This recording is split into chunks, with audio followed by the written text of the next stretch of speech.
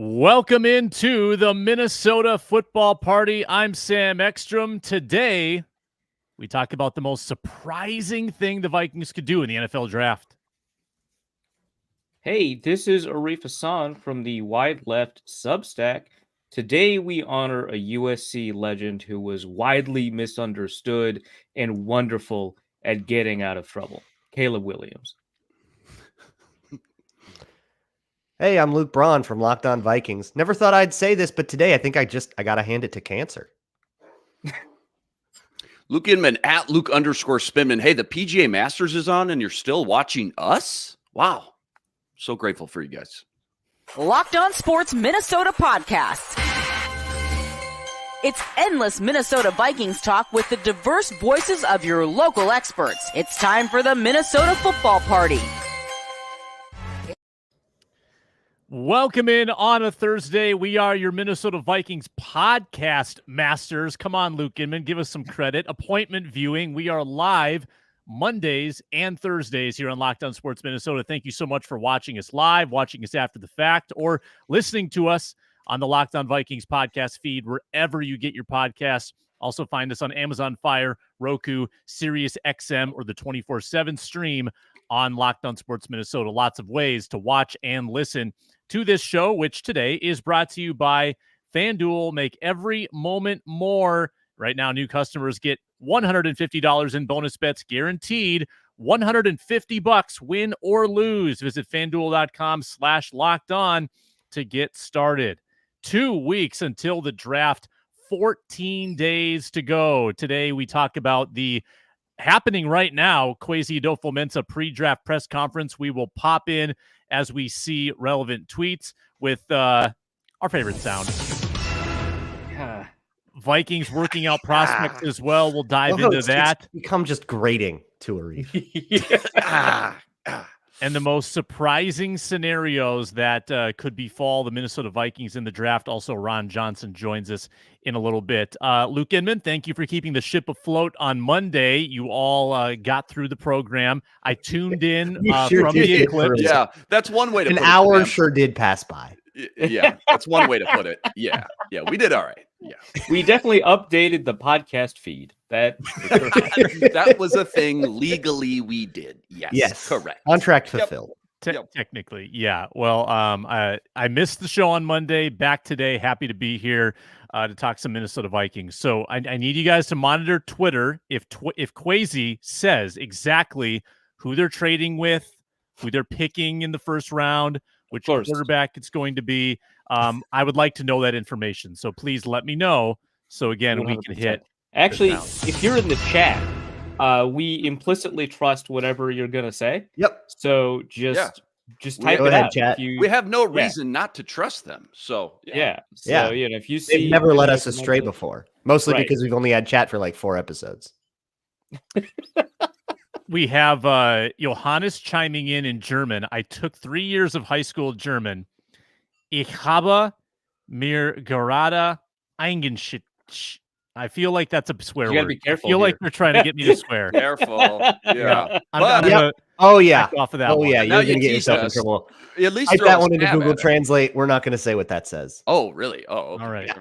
All right. Okay. Well, it doesn't say JJ McCarthy at 4. Thanks for popping in. No, it does not. Okay. German is a very close language to English. You could have figured this out, Sam. This is not a complicated.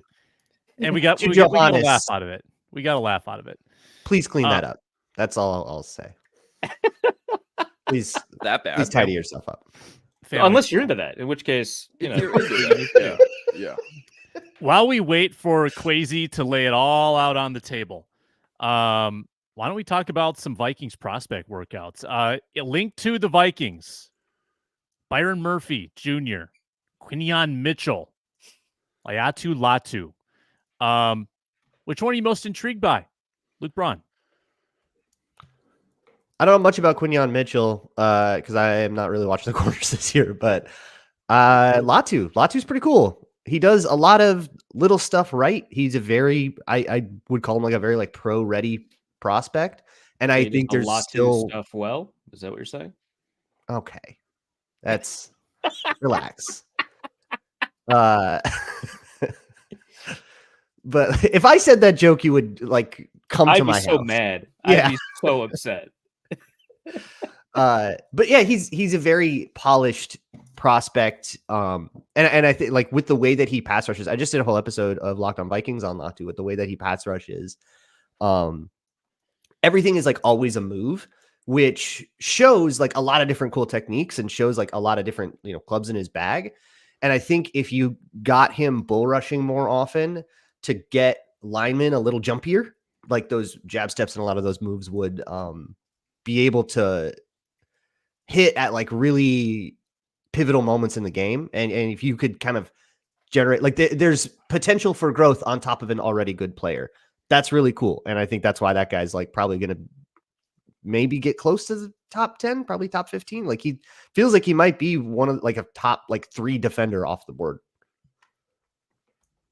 Yeah, honestly, I mean, of these 3 names you ripped out here, Sam, I like them all to be. I mean, there's a reason they're all being mocked and projected in the top 20, 25 picks, right? I remember when Arif got back from the Senior Bowl, he mentioned by name Quinyon Mitchell. And I said, from everything they showed on NFL Network that we got to watch the coverage that week, he clearly was one of the better cornerbacks of that bunch down in Mobile, and at least one of the biggest winners of that group, without a doubt. I remember that. So then we talked about, he got brought up again before the combine, and I remember, again, Arif mentioned he could run, or he's rumored to run in the low 4.4s, maybe the 4.3s. And I remember saying on the show, if he runs in the 4.3s or anything close, he'll be cemented as a top 20 pick, hands down. And sure enough, the guy runs I think I just pulled it up, a 4.33. So I think now he's some people's cornerback 1, which, I can get behind that.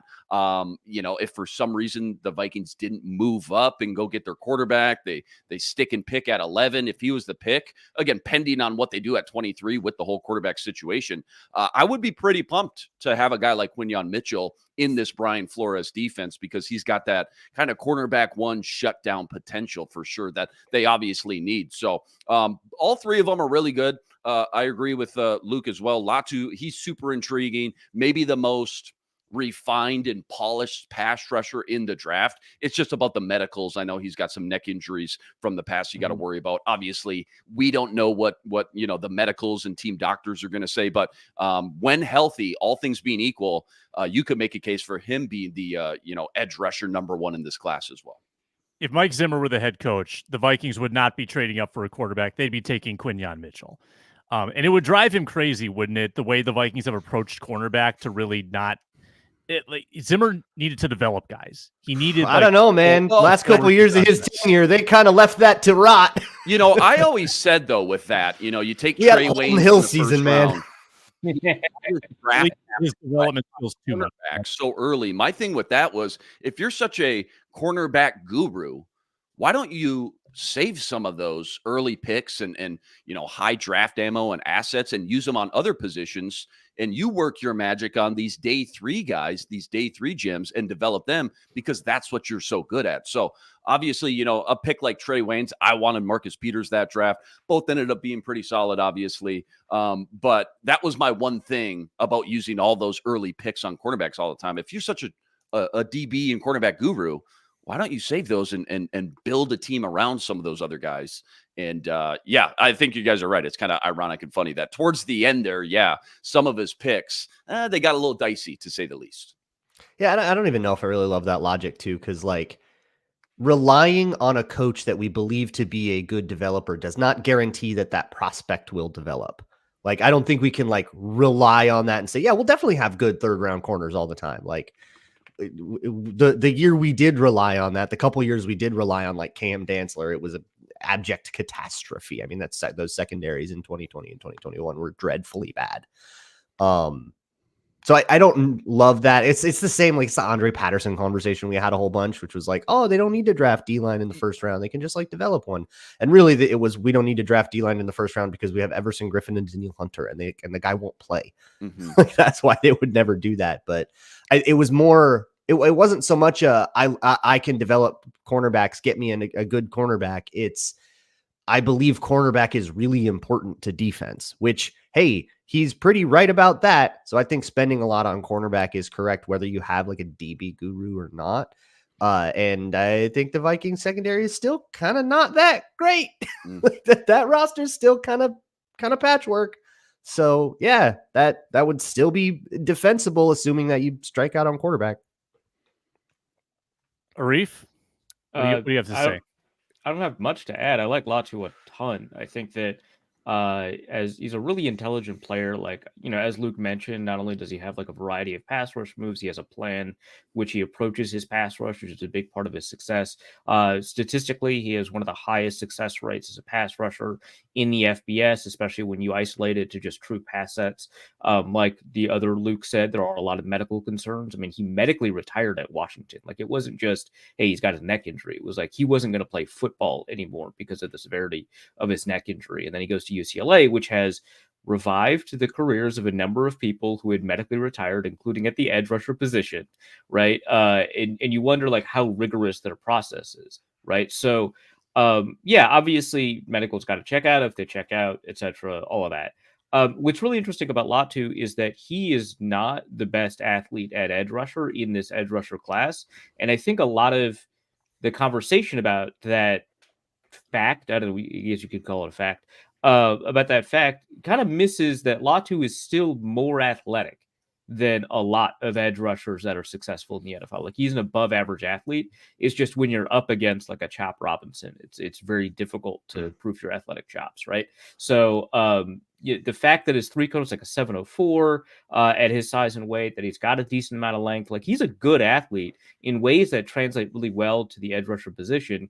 It's just, it's kind of getting washed out with all this other stuff. Plus, like, on the field, his athleticism isn't nearly as present as it is for some of these other pass rushers, and it may be a product of him being such a good pass rusher that that he's not relying entirely on get off in order to make that pressure. And sometimes he'll play patient, and sometimes he'll play, to delay to the inside and stuff like that. That may not reveal the kind of athleticism that he plays with. So I like him a lot. It's just there are, huge question marks about, his ability. Like, he's one of those guys that, like, oh my God, he fell to the 3rd round. What happened? Well, it turns out everyone was really concerned about his medicals. It could be like one of those situations.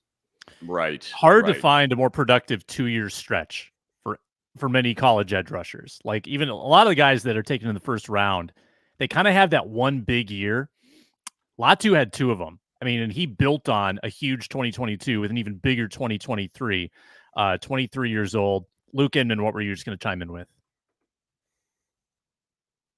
Oh, no, I was just agreeing with Arif that okay. Actually, I was going to make a joke, if I'm being totally honest. I was going to make a joke that Pac-12 edge rushers don't pan out. They always bust. Well, you don't scout the helmet, guys, okay? Thanks, Luke. Unless they played for Tennessee, then they won't succeed in the NFL. Okay. Also true. That's fair. Yeah. Unless it's kick returner. At they'll they can be special teamers. We'll give them that. Yeah. Kwesi is at the podium. We will update with any relevant tweets in his pre-draft press conference. It's going to be so nothing. Yeah, it's going to be. Are we expecting anything here? Is this just the typical 2 weeks before the draft presser? I feel like, doesn't he usually talk on Wednesdays? Wasn't that a thing? So everybody's like, oh, they're going to do the trade Wednesday night. Is that the case? I feel like he does these. I think he does these a lot earlier than Spielman did. Like, Spielman did them right before the draft, if I remember correctly. Now, that was a nothing burger. Kwesi has learned the art of the nothing burger and how it probably serves him best. But I do enjoy the attempts at talking around like pointed questions about how you're going to move up. Are you interested in moving up? And just the lies they are forced to tell. Because there's going to be a lot of lies told in the next 20 minutes over at TCO. We'll talk more about that and Vikings potential draft surprises before we hear from Ron Johnson on the Minnesota Football Party. We're presented today by FanDuel Sportsbook. Playoff time in the NBA and NHL's around the corner. Baseball's in full swing. Masters happening right now. FanDuel is your place to bet on every game, every tournament. Right now, new customers get $150 in bonus bets guaranteed. You no longer have to win the $5 bet. You just get $150 when you sign up. $150, win or lose. Bet on everything from slap shots to home runs to slam dunks. It's one of the best sports months on the calendar in April, and it's all on the safe, secure FanDuel Sportsbook app. It's so easy to use. So what are you waiting for? FanDuel.com/lockedon, FanDuel.com/lockdown, or download the app. Make your first bet an automatic win. FanDuel, America's #1 sportsbook.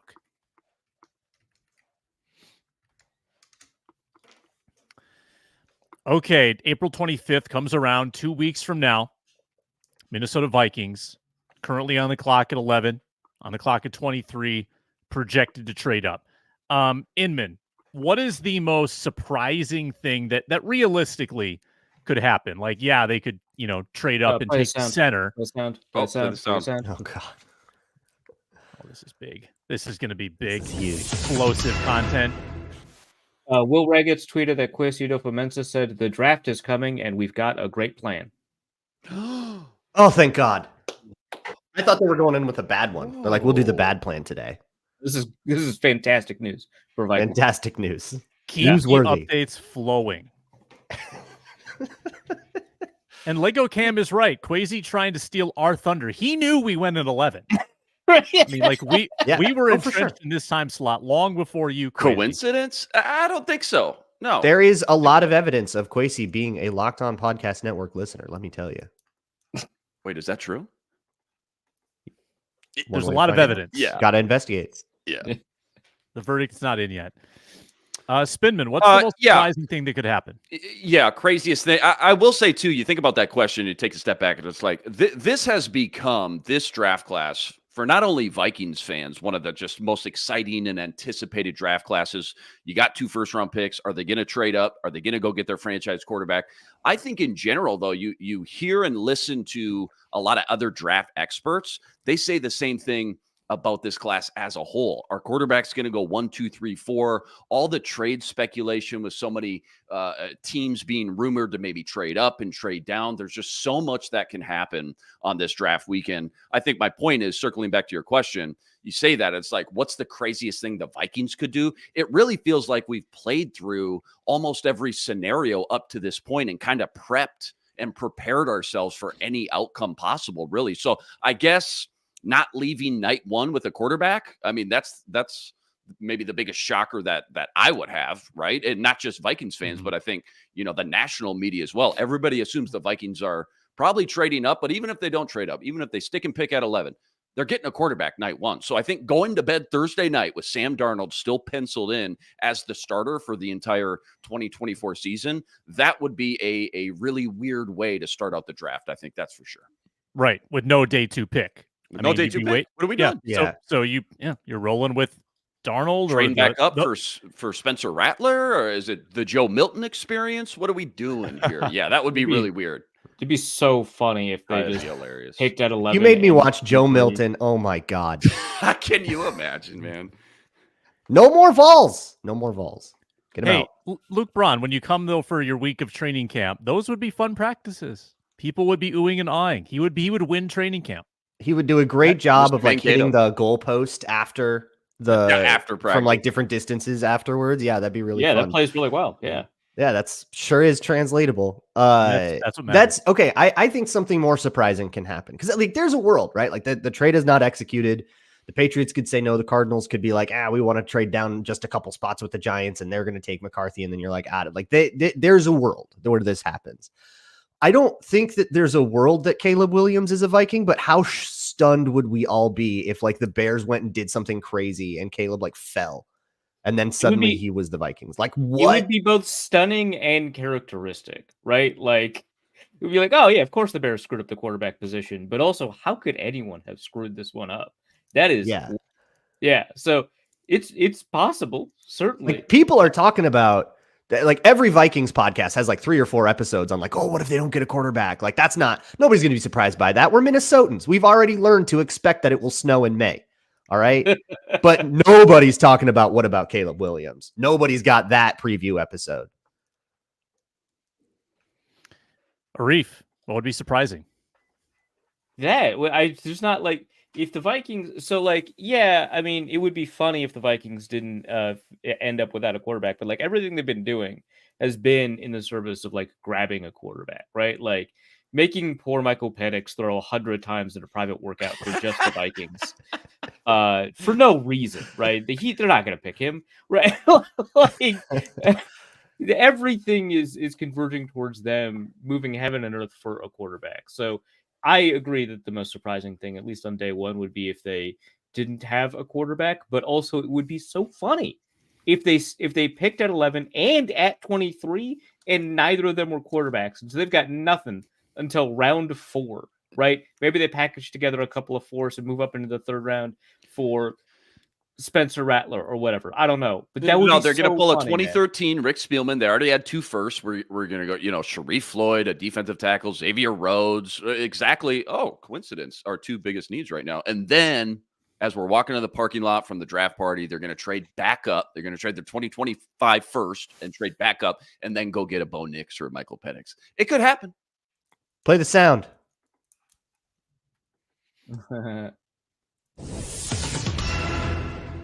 Quote and clip tweeted from the official Vikings account, so you know that nobody's making it up. Just because something is risky doesn't mean you're scared of it. It's uncertain and we've got to take our swing, but that doesn't give us any pause. Looks like Kwesi Adofo-Mensah is going to do something risky in the draft. I wonder if anybody sees that trade coming. up for Marvin Harrison. That would be hilarious. Wow. Oh, that's good. Yeah. you trade up to 4. And you trade Jefferson to do it. The Patriots take. Whoa.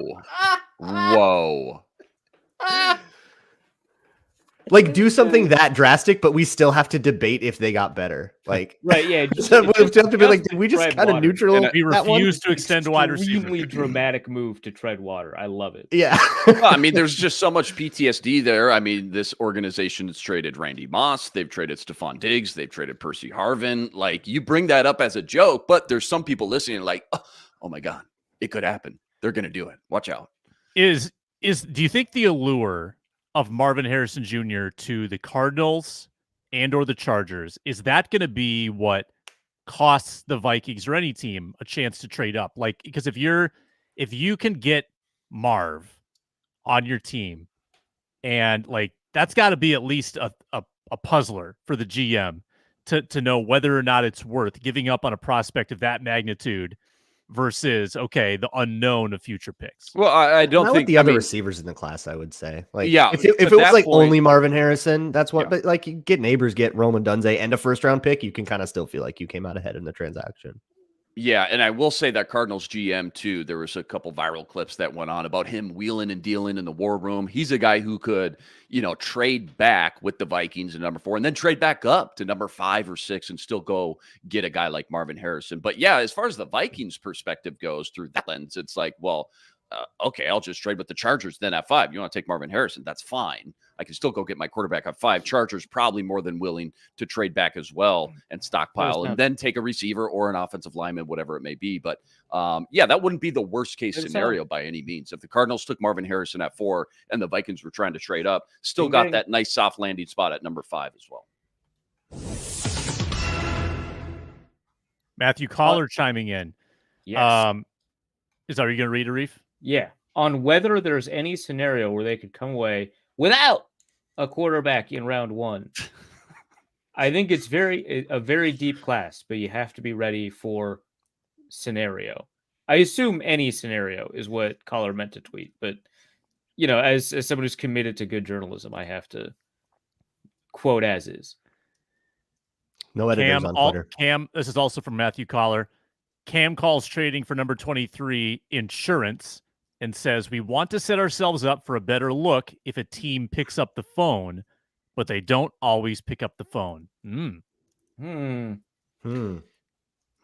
I thought about up. that in year 1. There's a human element to things, right? That maybe we don't see behind closed doors. I thought about that in year 1 when Kwesi was a first-year GM and just not having the advantage of like having a long relationship with a lot of the other GMs and organizations throughout the league. I wonder if that maybe is a disadvantage early on when you're trying to pull off a trade, let's just say on draft weekend, and you just don't have that much of a relationship with some of these other GMs versus a GM who's been in the business and knows, countless number of people in front offices and war rooms for the last 8, 10, 12, 15 years. You know what I mean?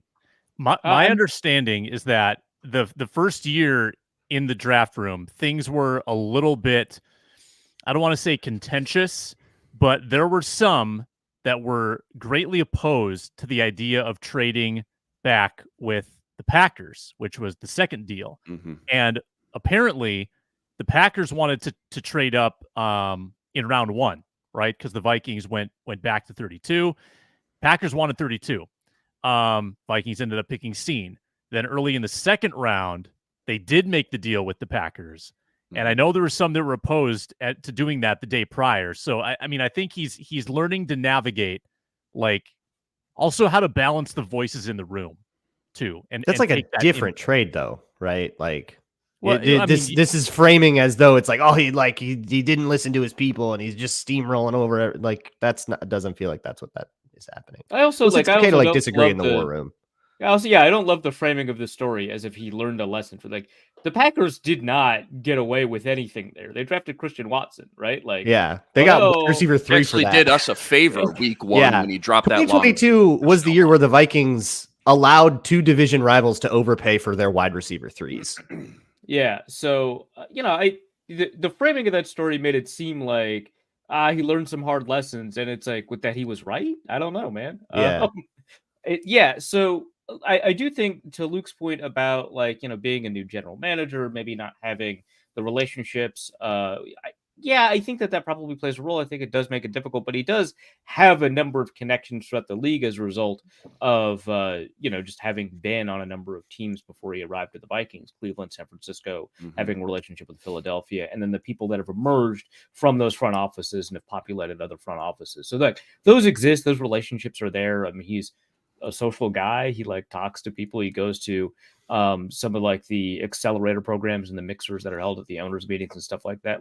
He's doing that. And I think that it is more difficult than if you've been around for a decade and you've got relationships with everybody. But if you've been around for a decade, you've got relationships with everybody, you don't, because there's a bunch of new GMs, right? So there are some obstacles for those guys too, in terms of developing those relationships. I don't know. I think it's an issue, but it's not one that I think is overly, concerning. I think that's I'm fair. pretty sure he has Monty's something, number. but it's not everything by any means. It's just maybe just one extra layer in there mixed in that, again, just something that I don't think a lot of people maybe think about necessarily when it's like, oh, why couldn't he get this trade done?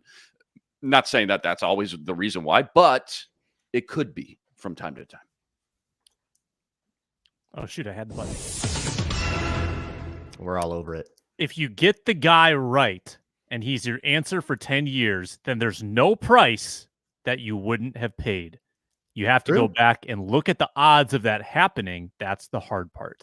This is funny because I was thinking about this, and obviously there's a lot of discussion about, okay, is he going to have to package that 2025 first as well to move up and go get his Drake May or whoever it may be? And I just kept thinking about, this is the Wall Street guy. This is the analytical guy. It would surprise me that he wouldn't have a certain cutoff point, a certain price, right? That it's like, okay, that's just too much. The numbers just say I can't give that much up, right? Everybody's got their price. But at the same time, you hear something like that and it's like, he's kind of, we've talked about this for the last 3 months. He's kind of right. Go get your guy. If you hit on that quarterback, it really doesn't matter. So I'm just curious where the balance is as far as does he have a cutoff price? Is there a certain point where that's just too much? I as much as we love Drake May, we think he's going to be, the next Trevor Lawrence or Andrew Luck. We think he's in that kind of, prospect range coming out of college. Is there a price for him or not? Being the Wall Street analytical guy that he is. For Drake May, I would say probably not. The way that Josh McCown's in the building. We know Drake May's their guy. For him specifically, they're probably willing to go crazy. Less crazy for someone like JJ McCarthy. And then if we're talking Penix, 11 might be steep for them. Who knows? Right. Also, what's the pseudo interpersonal drama with Jayden Daniels? First, what? I saw he's got a private workout now. Rap Sheet tweeted that this morning. Wait, with the Vikings? Yeah, let me make sure I didn't get a darned there, but I'm pretty sure. Well, because there's been this whole thing which I think it's been reported pretty poorly and or Yeah. misreported. So I don't want to say that these are like reports that are coming in, but like that the Vikings couldn't negotiate a workout date with Jayden Daniels. And that was because Jayden Daniels was so sure he'd be picked at 2 or 3 that he didn't bother setting a workout date with any other team, which is like, why would you think that he thinks that? That's crazy. And people were just kind of like making up this stuff, but the Vikings hadn't at that point scheduled a workout, so people were running with it. And then also there was like this weird thing about how his workout went poorly with the Commanders, but he had actually, when that was reported, he'd actually not had a workout with them. I don't know. The Jayden Daniels stuff is like very interesting. Anyway, as of this morning at 6:09 a.m. Play the sound. All right, you can continue, Luke. Rap Sheet says more on Jayden Daniels as the intrigue picks up. The Vikings have now scheduled a private meeting with LSU star and Heisman Trophy winner per his agent. All right. Do you think they'll make him throw 100 times? Seems legit. Maybe. I like the idea that they only made Michael Penix throw 100 times. It's like, oh, you've got an injured shoulder? All right, bud. Prove it. Yeah, let's really throw test it that. as hard as you can. Yeah. Nope, prove it. Rocco Baldelli maybe- would pass out if anybody threw 100 Rocco times. Baldelli. Like, I wonder if that's a would be- thing where you want to see what, like, late in a game, if his bad habits would pop up or something like that. Like, let's make him throw a whole bunch and see how he throws when he's tired. Fatigue him and that makes Yeah. sense. Mhm. Source, Kevin O'Connell targeting 100 passes per game.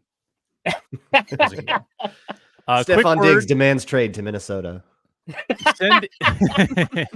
Send in your questions for us. We also expect Ron Johnson before the show's over. Presented today by eBay Motors. Passion, drive, and patience. The formula for winning championships is also what keeps your ride or die alive. eBay Motors has everything you need to maintain your vehicle and level it up to peak performance. So you can get superchargers, roof racks, exhaust kits, LED headlights, and more. Whether you're into speed, power, or style, eBay Motors has you covered. With over 122 million parts for your number one ride or die, you'll always find exactly what you're looking for. I guarantee you. And with eBay Guaranteed Fit, your part is guaranteed to fit your ride every time or your money back. Because with eBay Motors, you're burning rubber, not cash. With all the parts you need at the prices you want, it's easy to make your car the MVP and bring home huge wins. Keep your ride or die alive at ebaymotors.com. Eligible items only. Exclusions apply. eBay Guaranteed Fit only available to U.S. customers.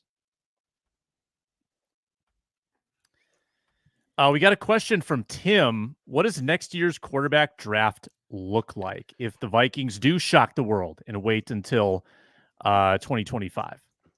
So there's Yeah, like two Taylor guys. Sanders at the top, Carson Beck Yeah. from Georgia, Drew Oh, him Aller too. from Penn State, Quinn Ewers. I was shocked he didn't come out this year. I don't think he's that That's great. not that Maybe shocking. more of a day 2 guy, but Quinn Ewers, it doesn't feel like as star-studded right now, but we always do this. We always say this now, and then a couple of guys, not even necessarily from the names I've mentioned, but a couple of guys could pop up and have outstanding seasons. All of a sudden, we're talking about them, as a top 5, top 10 pick as well. But if we're comparing apples to apples, 24 class to 25 class, it doesn't seem quite as rich, at least at the top right now. I'll just say that. I'll say this: we used to do the opposite. We used to be like, well, next year's quarterback class. That's true. Where the money is. Yeah. right? We always said next year. Yeah. Hey, and stuff Matt- could change too. Like a lot changes in a year. Like if Spencer Rattler came out last year, I think he's undrafted. Yeah. He's like maybe a day 2 guy. Yeah, and that's the real answer, right? Is that like we probably don't know what our understanding of this draft class is not wonderful, right? But like Joe Burrow was not on anyone's radar as like a day 1 or day 2 guy. Even he was just a guy that was hitting his second year at LSU, right? And then number 1 overall pick, and rightly so, right? So I don't know, stuff happens. I don't know that Jayden Daniels was forcing his way into this conversation as a top 3 quarterback until the season happened. So yeah, I mean, a bunch of stuff could happen that could change the outlook. But for now, it certainly seems like a relatively weak quarterback class. We don't know a ton about Mason Beck, right? Like a bunch of stuff could change with him. We don't, Carson Beck. yeah. Sorry, Carson Beck. I don't like the name Carson. It's just I try to avoid it. Jalen Milroe intrigues me. I feel like he could be a Does rival. he? Yeah. Okay. Yeah. Sure. I mean, I was wrong about Jalen Hurts. So I could be Jalen wrong about Hurts. Jalen Milroe. Yeah. We Play got the Ron sound. Johnson waiting in the wings. And before we get to Ron, we've got another one of these.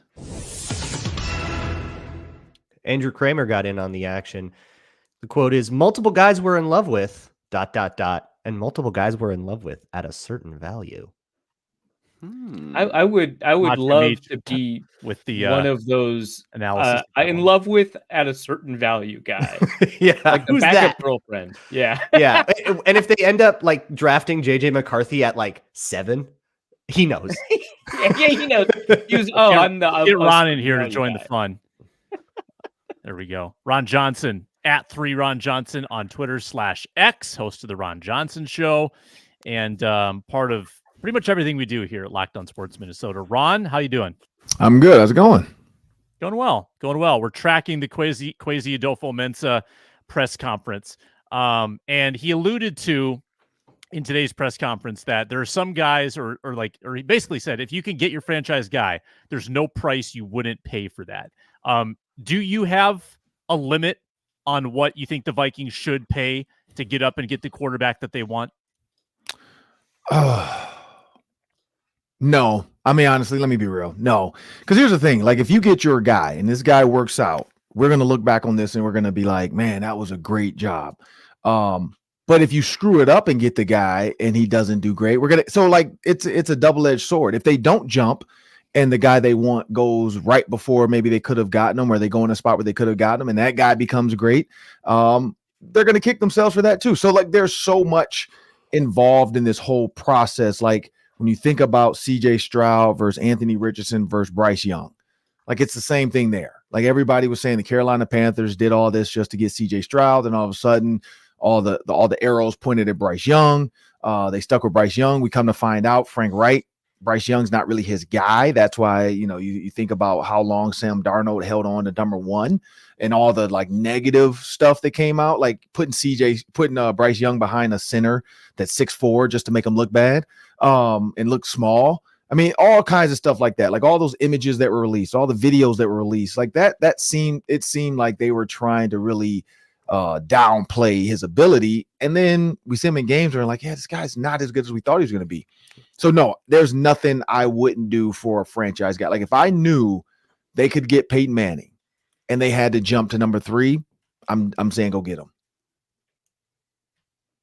Ron, we were just talking about guys like Quinyon Mitchell and Byron Murphy and Latu, the edge rusher from UCLA. Who's the non-quarterbacks that have really intrigued you or caught your eye throughout the process that if they do stick and pick at 11 and 23, you'd be banging the table for? I mean, you got to take a quarterback. So honestly, there, like, I don't know if there's a non, but like, it's your question. Yeah, like, you got to take a quarterback. But if there's a non-quarterback guy, I mean, if you want to look at, edge rusher even, I don't know if he'll be there because of where he's going to probably go. But if they had to go get him there and thought they can get another quarterback at 23, Dallas Turner out of Alabama. He's a true edge rusher. He's a true outside linebacker, stand-up guy. Honestly, kind of looks like Grenard. So I don't know if they feel like, they're set there. But again, Dallas Turner feels like a guy that can come in and be a plug and play guy that can get you some, early pressure early on in his career. We'll have to get stronger, bulk up a little bit, get that NFL body on him. But that's a guy there. You look at Chop Robinson out of Penn State, again, going up against a lot of these Big Ten tackles. You can just turn on the film and see it. They don't need a receiver. But if you're thinking about KJ Osborne being gone, I'm not saying first rounding for this guy, but I really am starting to like Keon Coleman, former Michigan State guy, Florida State, metrics off the table. He's a guy that can go up and get it and be an additional playmaker, and he's not going to go high in the draft. Like, he's going to be there probably in the 3rd round. Again, we know the Vikings have traded away a lot of those picks, but there's a chance to always trade up or trade down and get additional picks.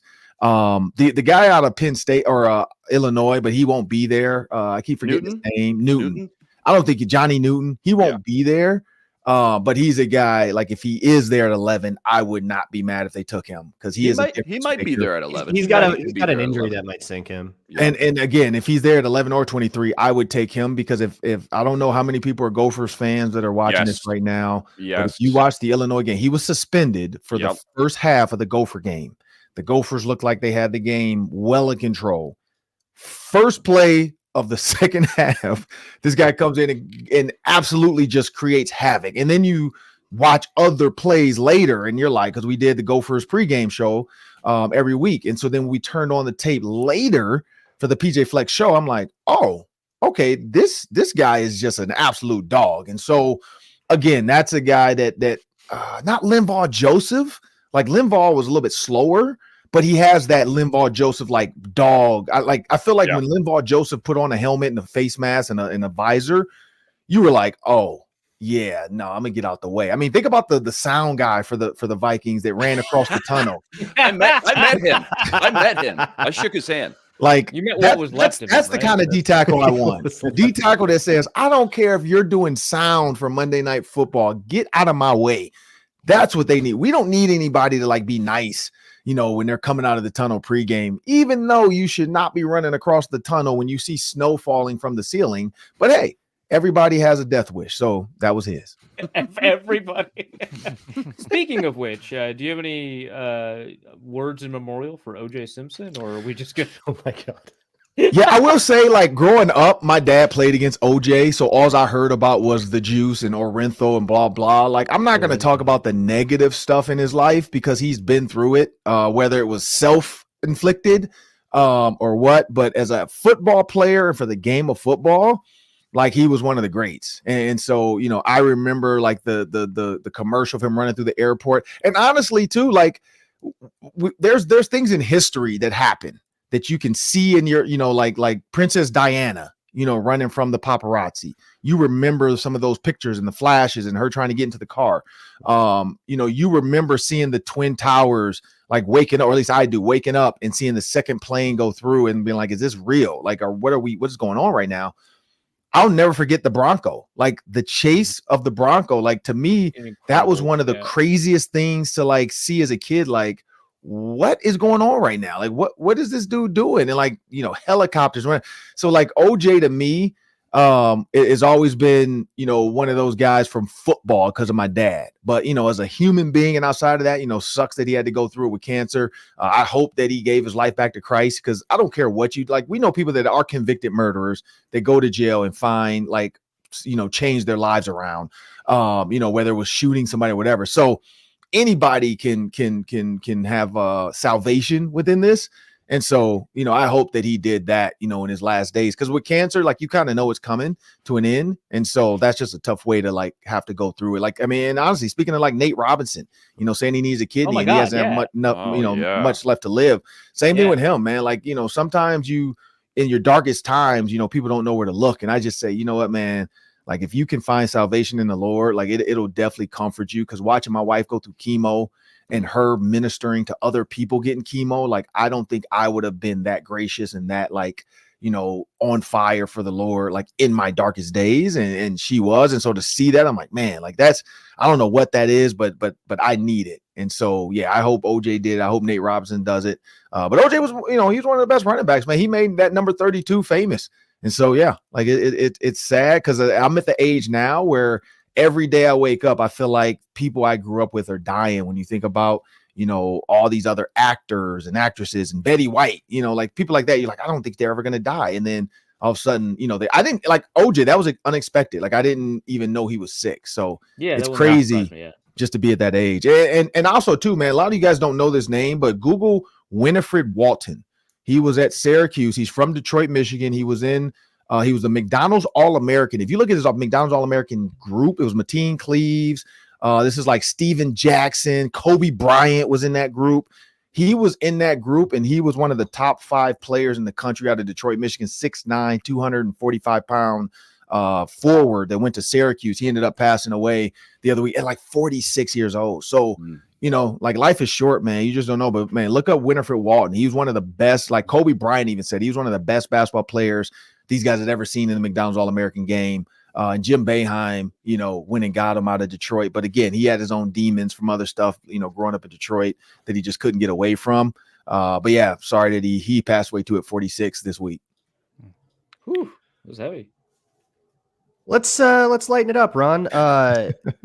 Let's say that you are on the phone. You're Kwesi. You're on the phone with the Arizona Cardinals with Monty Austinfort. You're trying to trade up to get a quarterback, whichever quarterback you want that to be, probably J.J. McCarthy. But if you want it to be Drake May, go for it. You got to convince them that it's okay for them to give up Marvin Harrison, let him probably be a Charger, and then they're going to trade back up to 7 and get whichever of Malik Neighbors and Rome Odunze is still there. You got to convince them that that's okay for a first-round pick. What's your pitch? Well, I'm going to use all the negative stuff that people are throwing out there. Like now you're seeing a lot of these analysts, and we're going to have Jordan Reed on from ESPN next week. But a lot of these analysts, or the week of the draft, a lot of these analysts are starting to say like, oh, on paper, Marvin Harrison Jr. and Romeo Odunze and Malik Neighbors, like, I don't know who's 1, 2, or 3. Like I have them all as number 1. Any of them can come in and be my number 1. So now there's like, and I don't know if this is GMs throwing this crap out there trying to get people to like mess up. But now people are saying that there's a chance Malik Neighbors could go ahead of Marvin Harrison Jr. So if that's the case, that's what I'm throwing out to them. I'm like, look, they got Malik Neighbors and Marvin Harrison Jr. as 1A and 1A. So whichever one you're going to win. Get some more capital. Let us go get who we want. You already have your Fortnite quarterback. Let us go get ours. Like that would be my pitch. Ron, we have to get out of here by 49 to get on the 24/7 stream. So we got to let you go just a little earlier than usual. But no problem. Give us a little preview. What are you excited about with Jordan Reed coming up next week? Well, just, he's going to break down all the quarterbacks. I've already kind of given him a heads up of what I want out of him. So he's going to break down all the quarterbacks. He's going to also break down non-quarterback. I think that was Luke Braun's question, non-quarterback players that he sees fitting in with the Vikings and some of the rumors he's heard around the hallways of ESPN with the Minnesota Vikings and Kevin O'Connell, because you just heard Pat McAfee was talking about Kevin O'Connell the other day. So clearly Kevin O'Connell and this whole quarterback thing is starting to really like get out there. It's kind of been out there, but now they're, is making its way around the hall. So that's what I'm excited to hear some of that stuff. Like who's the picks, who's the guys, because the year I had them with the Vikings and I picked Justin Jefferson. He talked about Justin Jefferson. Everybody else was like, there's no chance the Vikings get Justin Jefferson. And then what happened? I got to find that clip too. It was on the radio and I picked him and everybody was like, literally people like cut me off. Like, oh yeah, all right, move on. Like, yes, we know he's good, but there's no chance we get him. And look what happened. The Eagles made the biggest mistake of their lives. They still won a Super Bowl though, so I think they're fine. But just imagine if they had Justin Jefferson, like with Jalen Hurts. Oh my goodness, man! Wow, that's wild. Great stuff as always, Ron at 3 Ron Johnson on Twitter/X, host of the Ron Johnson Show on Locked On Sports Minnesota. Thanks a lot, Ron. We'll talk to you next week, same place, same time. Appreciate it. All right. In our final minute, any final breaking news sounders? Pre-played the sound in case we did have any. Just in case. Let's see. No. Nope. Anything else? He ended the pick. Like these guys are. I got to go watch the Minnesota football party. I'll be back. Yeah, that's probably what was going on there. We will be live again on Monday and Thursday of next week.